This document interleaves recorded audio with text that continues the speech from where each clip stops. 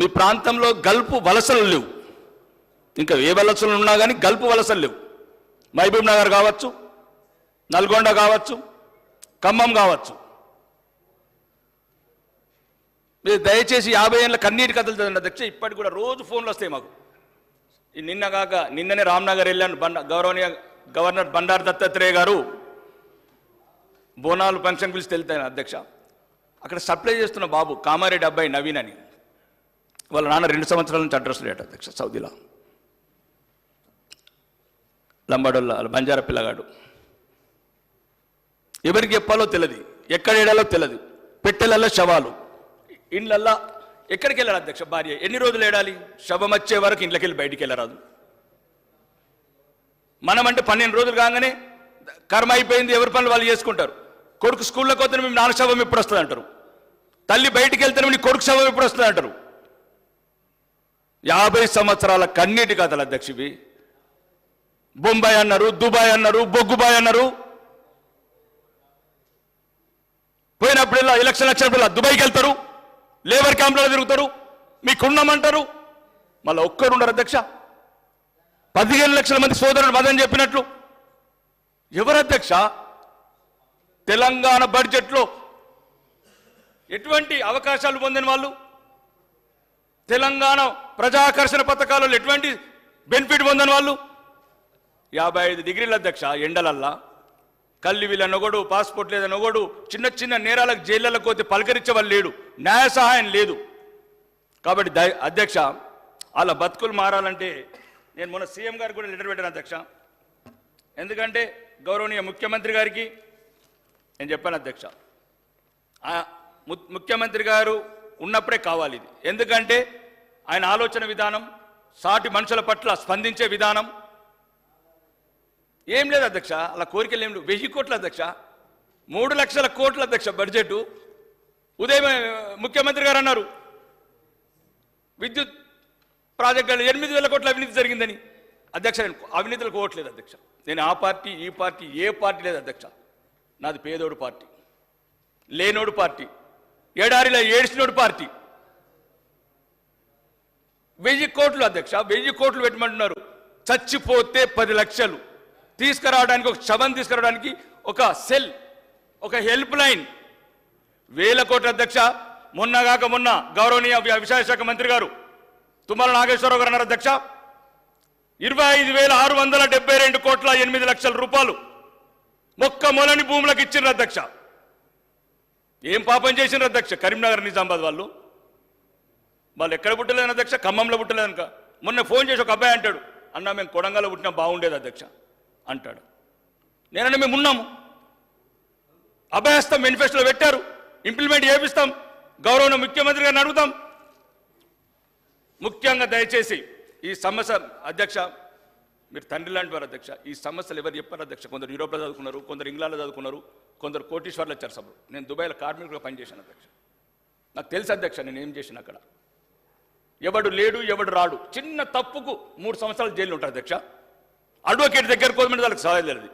కడుపు నొప్పొస్తే ఇంట్లో పడుకుంటారు అధ్యక్ష వాళ్ళు. ఎందుకంటే 200 దిరామ్స్ డాక్టర్కు కన్సల్టెంట్ ఫీజు కట్టాలి కాబట్టి.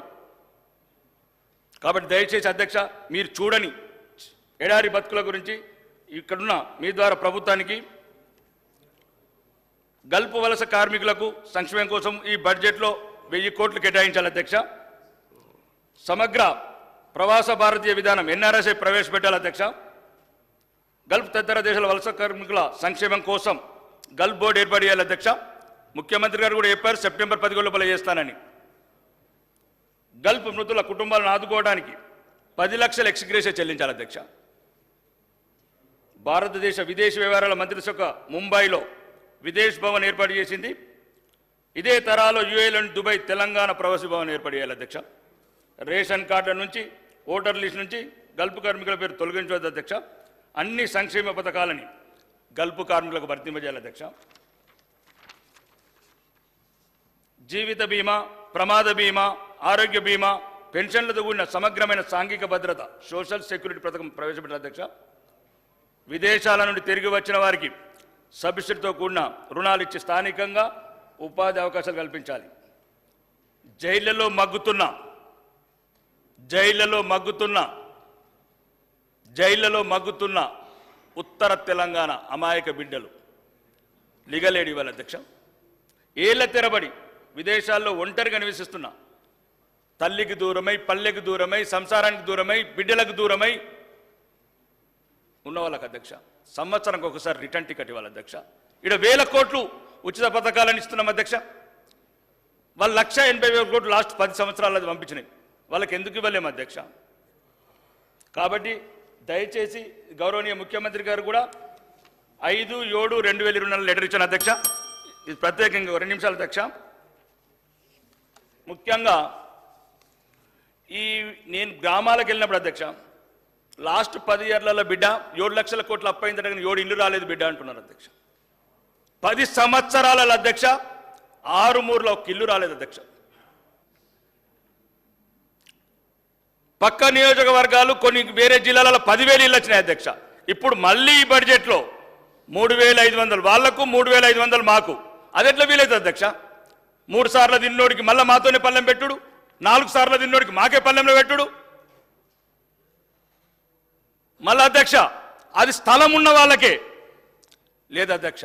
దయచేసి మీ ద్వారా ప్రభుత్వం చెప్తున్నా, స్థలాలు ఉన్న వాళ్ళకి ఇవ్వండి 5 లక్షల రూపాయలు ఏదైతే గవర్నమెంట్ స్కీమ్ ఉందో. స్థలాలు నేను వాళ్ళకి స్థలం ఇవ్వండి, వాళ్ళతోనే నెక్స్ట్ ఇయర్ డబ్బులు ఇచ్చి 5 లక్షలు ఇచ్చి వాళ్ళకి నెక్స్ట్ ఇయర్ ఇల్లు కట్టిద్దాం. గౌరవనీయ ముఖ్యమంత్రి గారికి మంత్రులు కూడా చెప్తున్నా అధ్యక్ష, దారుణం పల్లెలల్లా పెన్షన్ 7 నెలలైంది 8 నెలలైంది అధ్యక్ష.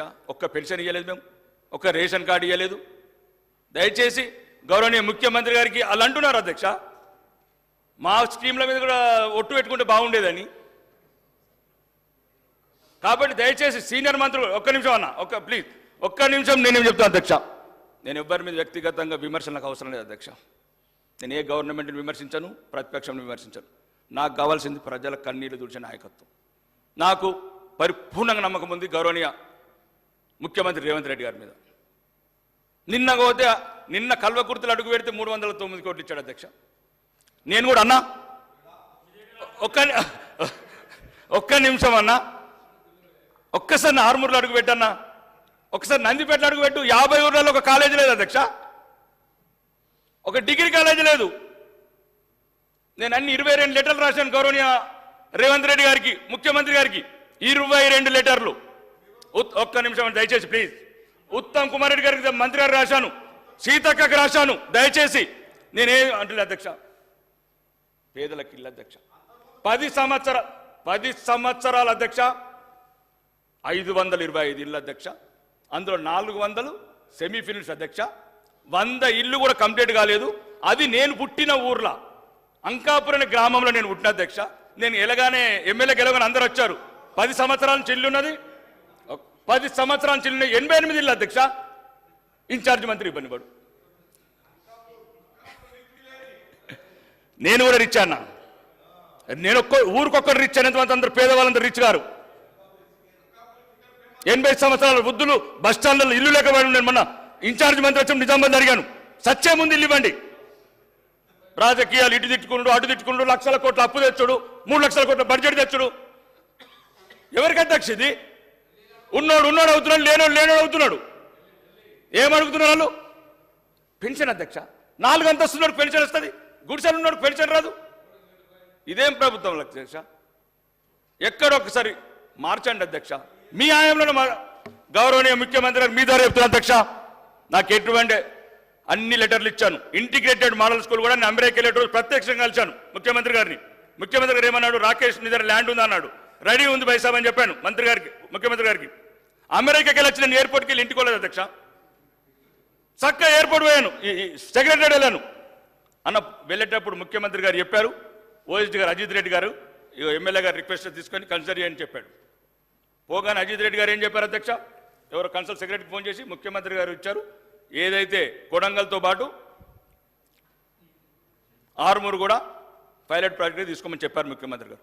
వెళ్ళాను, అక్కడ ఎవరో సెక్రటరీ వెళ్తే దండం పెట్టాను. అమ్మ 5,000 మంది బిడ్డలు 5,000 మంది బిడ్డలు అద్దె కొంపలలో అంటున్నారు అని చెప్తే, లేదు రాకేష్ అని చెప్పిన తర్వాత మళ్ళీ కాగానే అది మదిరకి వెళ్ళిపోయింది. నేను మదిరకి వెళ్ళిపోయిన ఏమలేదు, బట్టి విక్రమార్క ముఖ్యమంత్రి అన్న మీరు 2 తీసుకున్నా పర్వాలేదు, 3వది నాకు ఇవ్వండి అన్న. పైలట్ ప్రాజెక్ట్ మీరు 40 ఇస్తున్నారచ్చు అధ్యక్ష, 40 ఇస్తున్నారచ్చు, కానీ పైలట్ ప్రాజెక్ట్ నాకు కూడా కావాలి. అప్పుడు మళ్ళీ చెప్పాను, వెంటనే కలెక్టర్కి పోయి దండం పెట్టాను అధ్యక్ష. సార్ నాకేమది సార్ 5 ఏళ్ళు, నేను ఎక్కడ కూడా చెప్పాను, ముఖ్యమంత్రి గారికి వేదిక దగ్గర కూడా చెప్తాను అధ్యక్ష, నా సొంతానికి 5 ఏళ్ళలో ఎవరి దగ్గరికి రాను. అయితే 20 ఎకరాలు ఇచ్చి నేను సీఎం గారికి ఇచ్చాను, ఉప ముఖ్యమంత్రి గారికి ఇచ్చాను. అధ్యక్ష, పేద పిల్లల మీద కన్సిడర్ చేయండి. రెండోది, ఏదేదైతే రిక్వెస్ట్ చేశానో గౌరవనీయ ముఖ్యమంత్రి గారికి ఇప్పటివరకు 22 లెటర్లు పెట్టిన అధ్యక్ష. 50 ఊర్ల డిగ్రీ కాలేజీ లేదు, 5 మండలాల జూనియర్ కాలేజీలు లేవు, హాస్టల్స్ లేవు. మరి ఇంకొక దరిద్రం అధ్యక్ష, మీ ద్వారా ఇంకా కంపల్సరీ చెప్పాలి అధ్యక్ష, నేను ఇది 1974లో కట్టిన ఒక హాస్టల్ అధ్యక్ష, ఐలాపూర్లో గోడలు కూలిపోతున్నాయి సార్, స్లాబ్ కూలిపోతుంది, బిక్కు బిక్కుమంటున్నారు బిడ్డలు. ఒక్క నిమిషం దయచేసి, నేను కొడంగల్ అతను గాను, నేను ఆర్మూర్ అతను, నేను ఖమ్మం జిల్లాలో పుట్టలేదు, నేను మీలాగా సీనియర్ మంత్రులు అయితే నాకు బాగుండేది, నేను ఏదో సాయం చేశాను. ఒక్కటి అధ్యక్ష, ఒక్క దయచేసి మీరు ఇప్పుడే ఈ సభ నుంచి చెప్తున్నా, దయచేసి పార్టీలకు అతీతంగా వెళ్ళండి. ఇది బంగారు తెలంగాణ, తుప్పు పట్టిన తెలంగాణ. ప్రతి స్టీలు, ప్రతి పిల్లర్ సగం ఇరిగిపోయింది అధ్యక్ష. వీడియో పెట్టాను ముఖ్యమంత్రి గారు, వీడియోలు వైరల్ కూడా పెడుతున్నాను మధ్యన. దయచేసి మా బట్టి విక్రమార్కన్నకు పెట్టిన అన్న, మనం ప్రజాభవన్లు ఉండడం కాదన్న, 50 ఏళ్ల కింద బిల్డింగ్లు కూలిపోతున్నాయి, దళిత బిడ్డలు ఎవరికి చెప్పుకుంటారు అధ్యక్ష? ఎవడుంటాడు ఈ హాస్టల్లో? ఏ రెడ్డిలు ఉంటారు, ఏ ఎల్మదొరలు ఉంటారు? రెడ్డిలు ఎల్మదొరలు అంతా ఇంటర్నేషనల్ స్కూళ్ళలో ఉంటారు.